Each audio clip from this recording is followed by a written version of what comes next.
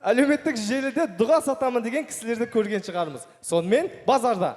Сәлемат апа, сабыр бар ма? Сабыр? Так, сабыр. Жігіттер сабыр. Жігіттер сабыр қайда ойындар? Жігіттер клиент келіп тұр ғой!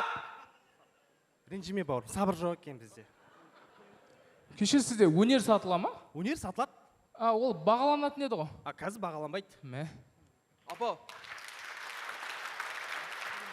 Бақыт бар ма, бақыт? Бақыт? Я. Бақыт деген не өзі? Бақыт деген не өзі деп бастады топ таласты. Бірі оны үйден іздеп, бірі қырдан әресті. Бір айтады. Бақыт деген қолың жетпесі мансап қой. Жұрттан көре жүрсең керек, соның өзі жақсат қой. Бақыт жайлы менің мынау білгенім. Бақыт деген бірде шаттық, бірде мұң. Бақыт сенің тәркі еткен түндерім. Бақыт іздеп азаптанса кімде-кім. Бақыт деген сенің бала күндерің. Бақытсыз ақ бақытты болып жүргенің. Бақытыңда басқасында білмеуің.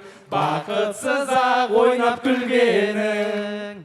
Апа, өнерді осы кісілер ме сатып алған? Қой қосы, бұлар тума талант қой.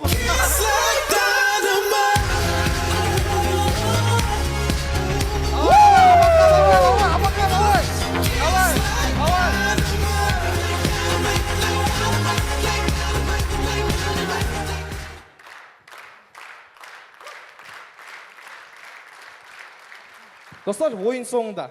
Қазір кез келген саланы алып қарайтын болсақ, мейлі ол кино, мейлі ән саласы, мейлі театр болсын, басқасында жайдарманшылар жүр. Және олар ең үздігі.